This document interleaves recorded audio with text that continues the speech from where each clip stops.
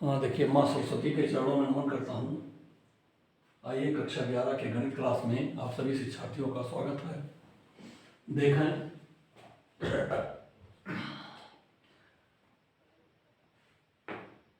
Exercise 12.3, देखिए exercise 12.3 का question number 4 और 5 तथा विविध प्रश्नावली 12 का क्वेश्चन नंबर 1। विविध प्रश्नावली 12 का भी एक सवाल लगा है इसमें, और 12.3 का क्वेश्चन नंबर 4 और 5 भी है। तो देखें क्वेश्चन नंबर 4 पहले 12.3 का। विभाजन सूत्र का प्रयोग करके दिखाएं। ए बिंदु ए 2 - 3 4, बिंदु बी -1 2 1 तथा सी 0 1/3 और 2 संरेखण। देखिए, विभाजन बिंदु से संरेख सिद्ध करने के लिए जो बीच का बिंदु होता है वह शेष दो बिंदुओं को मिलाने वाली रेखाखंड को एक निश्चित अनुपात में बांटता है। यानी कह सकते हैं कि उसके यक्स के निर्देशांक जिस अनुपात में बांटते हैं उस रेखाखंड को, उसी अनुपात में वाई निर्देशांक भी बांटता है और उसी सेम अनुपात में जेड निर्देशांक भी विभाजित करता है। यदि तीनों निर्देशांकों का विभाजन अनुपात नियत हो तो इससे सिद्ध होगा कि तीनों बिंदु ए बी सी संरेख हैं। ठीक यही सिद्धांत लगाया जा रहा है। देखिए, यदि ए बी सी संरेख हैं तो बिंदु बी -1 2 1 बिंदु ए सी को माना m/n में बांटता है, तब बी -1 2 1 निर्देशांकों से प्राप्त तीनों मान समान होंगे। कौन से मान? विभाजन अनुपात m/n का मान, तीनों मान m/n का समान होंगे कि समान होंगे। ये हमें करना है। तब क्या करना है? अतः b का -1 पहला निर्देशांक लें, -1 बराबर होगा mx2 देखो c का 0 है, nx1 a का 2 है तो 2n हो गया बटे m + n। देख लीजिए, -1 बराबर m × 0 + 2n बटे m + n। इसको लिख सकते हैं या m + 3n। देखिए, इसमें से इसका गुणा कर दीजिए तो -m - n होगा, तो हो जाएगा m + 3n। -m को इधर लाएंगे, 3n होगा। m + 3n बराबर 0, तो m बटे n बराबर -3/1। देख लीजिए, -3/1।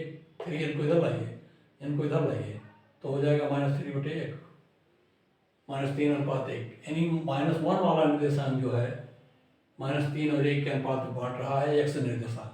जरा y को देखते हैं।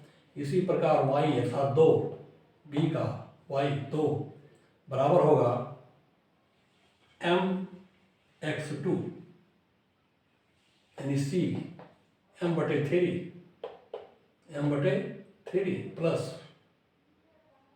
nx1 -3n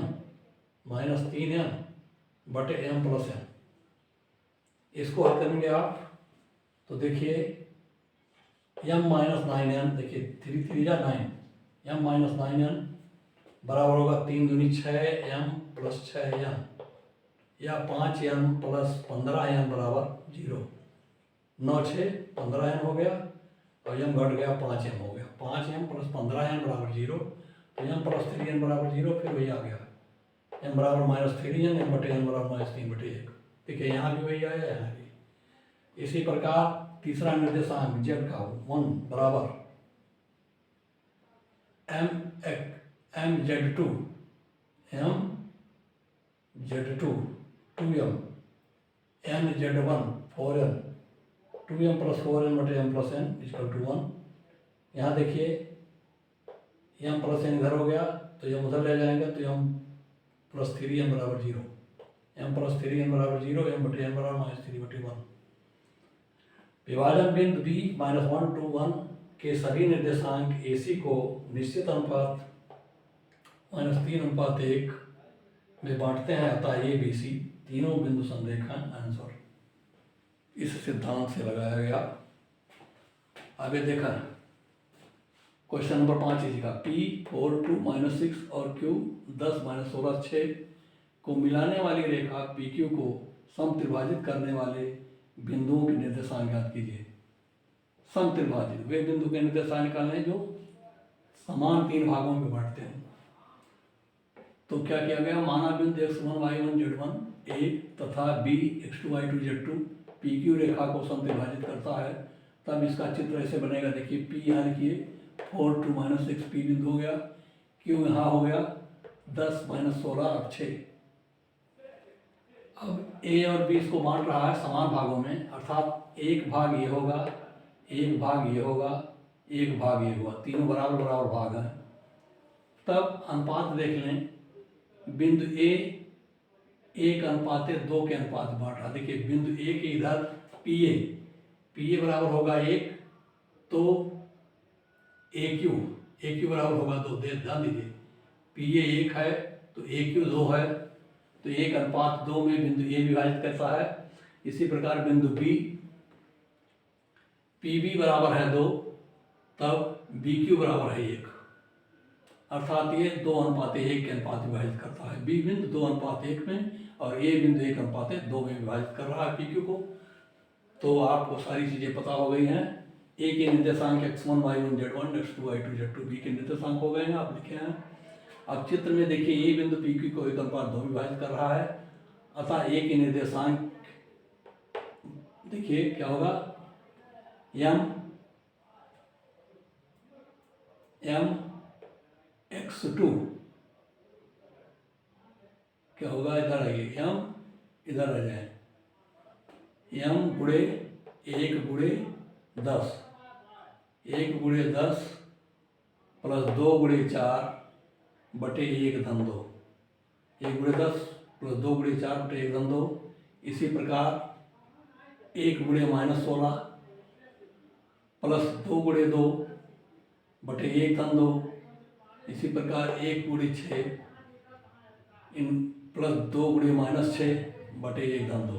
ये निर्देशांक हो गए। इसको हल कर दीजिए, 2 चौक 8 10 18 बटे 3, 16 में से 4 गया -12 बटे 3, ये हो गया -6 बटे 3। काट दीजिए, 6 -4 -2 ए बिंदु के निर्देशांक हो गए, 6 -4 -2। इसी प्रकार चित्र में बिंदु B रेखा PQ को 2:1 में विभाजित करता है, अतः B के निर्देशांक B 2 × 10 + 1 × 4 + 2 + 1 2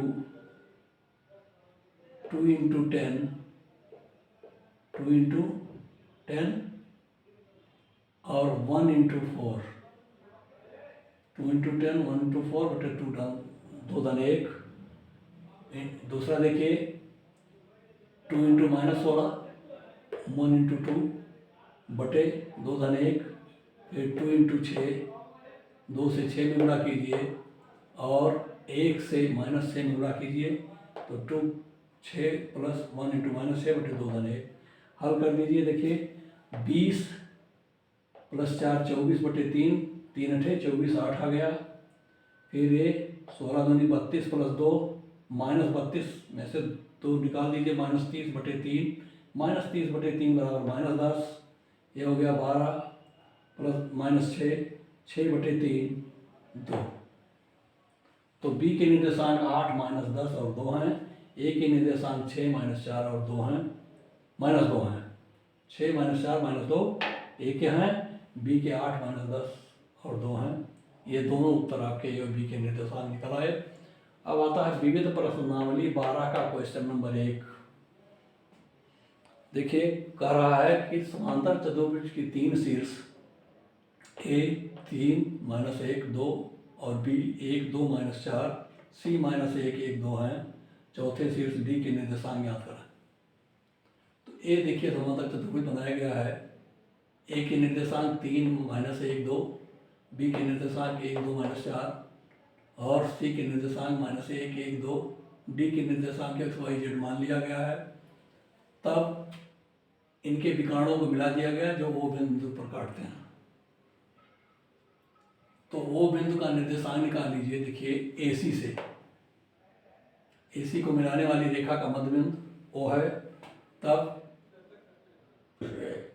ये हो जाएगा O का निर्देशांक क्या है 3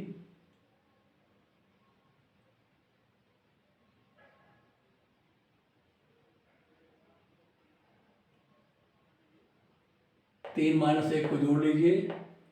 3 - 1 जोड़ा, 2 से भाग दिया, x1 + x2/2, फिर y1 + y2/2 और z1 + z2/2।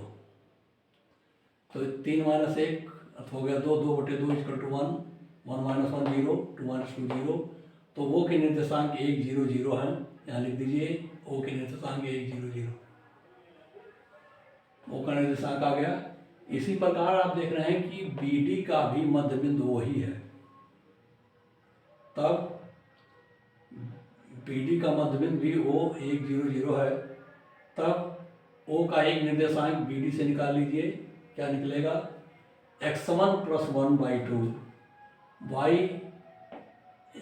x + 1/2 y + 2/2 और z - 4/2। x + 1/2 y + 2/2 z - 4/2। ये वो बिंदु समान है, अर्थात इनके सभी निर्देशांक समान होंगे, यानी x वाला खंड समान होगा, 1 के बराबर होगा, x + 1/2 = 1 होगा, y + 2/2 = 0 होगा, z - 4/2 = 0 होगा।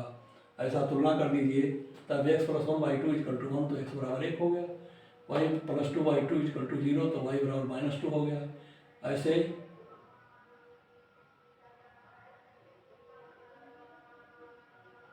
z - 4/2 = 0, z - 4/2 = 0, तो z = 4 आना चाहिए, 8 आ रहा है। देखते हैं भी।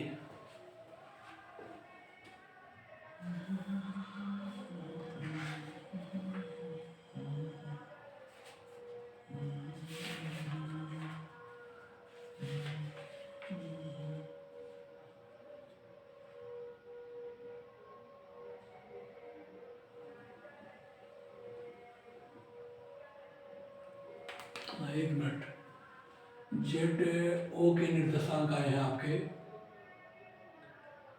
x1 2 + 2/2, 2 + 2/2 ये होगा, देखिए यहाँ प्लस होगा, तो 2 + 2/2 ये हो गया 2,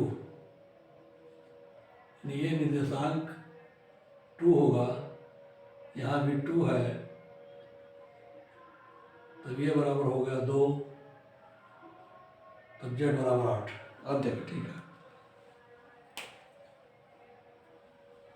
देखिए यहाँ 2 है, तो 2 + 2/2 होगा, तो अर्थात यह आ गया O के निर्देशांक 102 O के निर्देशांक हैं। अब इसकी तुलना करें, z - 4/2 = 2, तो z = 8, 1 - 2 8, 1 - 2 8, ये D के निर्देशांक हैं। धन्यवाद।